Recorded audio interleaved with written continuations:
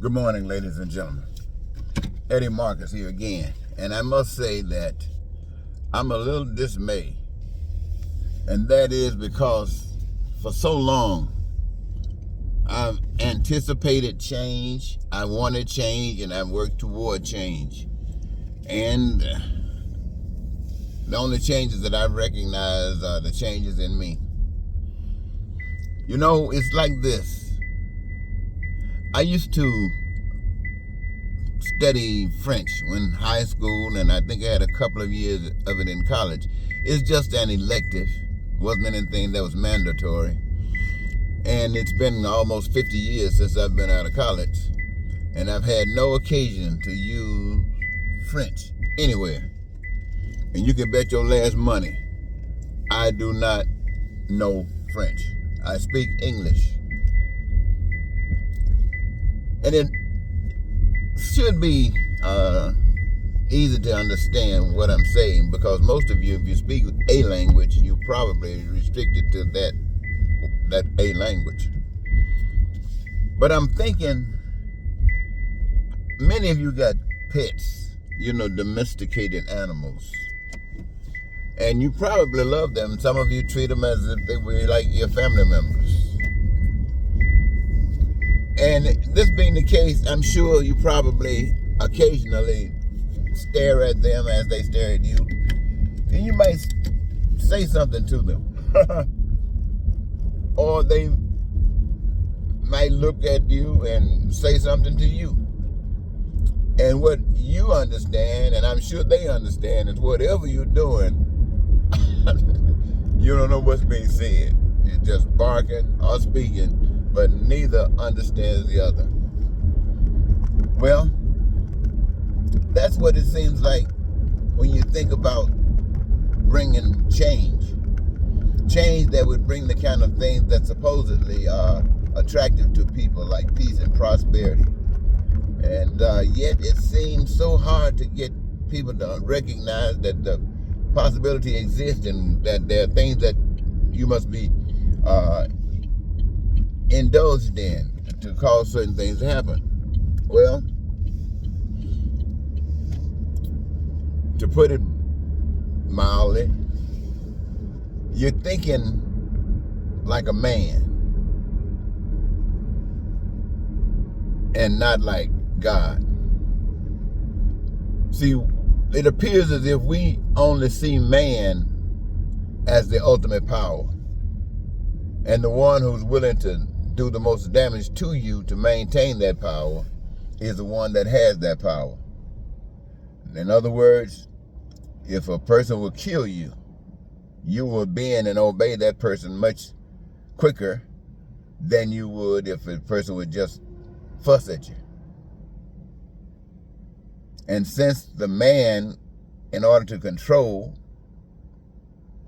will kill you, he's all of the resources that were given by the power of this earth, got somebody's name on it, some corporation name, some people benefiting from it and others are not. Every resource.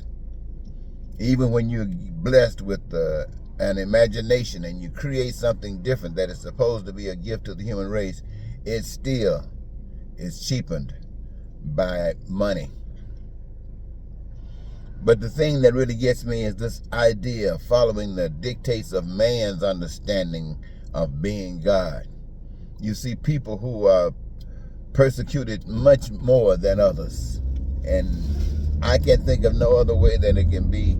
Well, it's happening in Ukraine. It's happening in Gaza. So, but the other is those who have picked up their bags and their kids, put them on their arms, and they're running, trying to find a safe haven, someplace that they could feel like they can stand up without getting their head blown off or being raped or just being robbed. And it appears that this doesn't matter to people. And it doesn't matter to people because people don't know God. I'm just going to have to tell you, ladies and gentlemen, I'm going to tell you again, you as human beings do not know God. First of all, you haven't had anyone to teach you about God, because those that would teach you are murdered. This is their distinction. They are murdered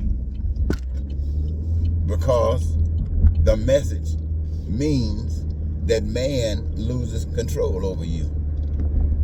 And so you didn't have the understanding of the person that was murdered.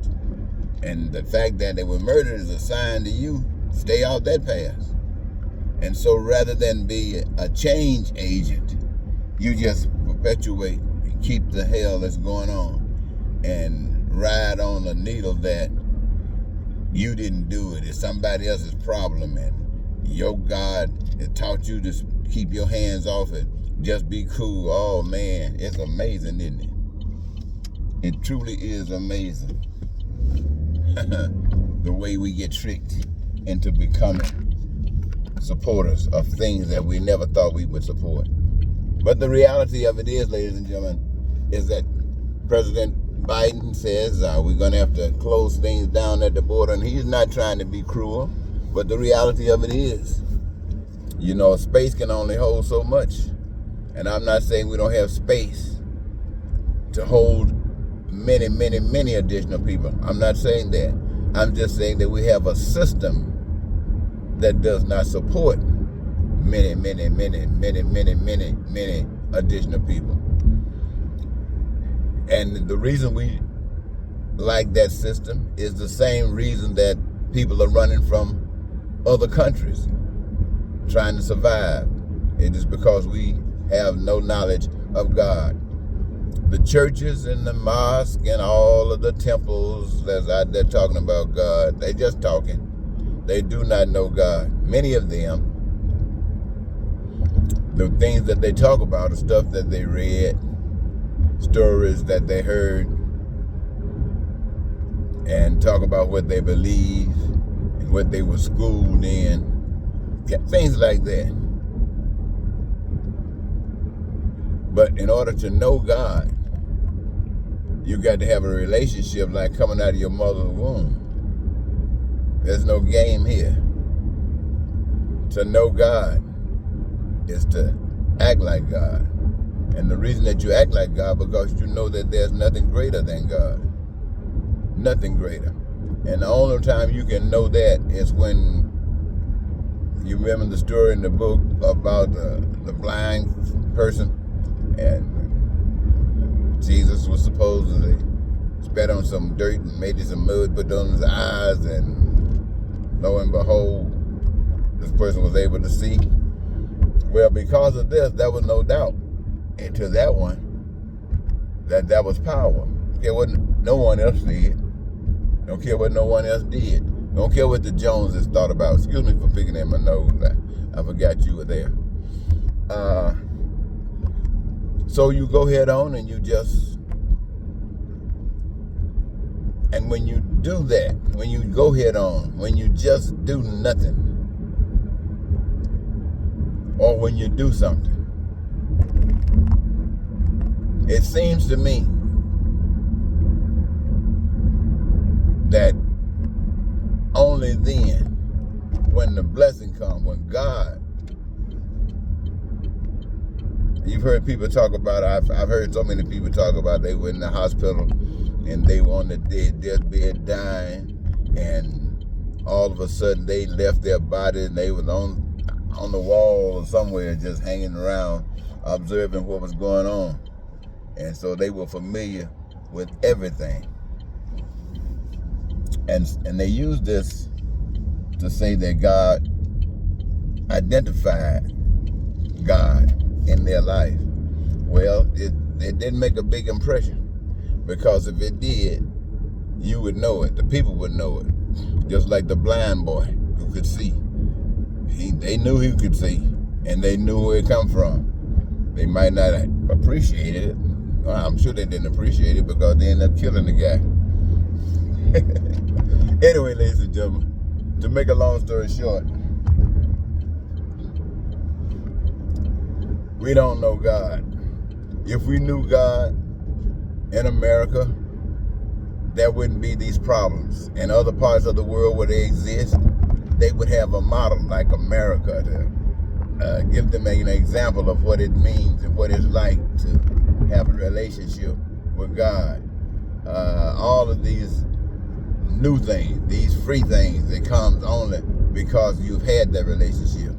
Well, since God is not grabbing that many people, and that many people are not standing up for God, or it might seem that something else needs to be done, that maybe God is doing something else, that maybe God is separating those that know God and act on God and are trying to do God's work, separating them from the rest of society, which doesn't make sense, because as I stated, God chose them and opened their eyes. And so would that be fair to be chosen, have your eyes open, and others are not chosen and their eyes aren't open? Well, tell you what, leave that judgment to God. And we the people just always do the right thing, and that is to treat others as we want to be treated, not just by others, but by God.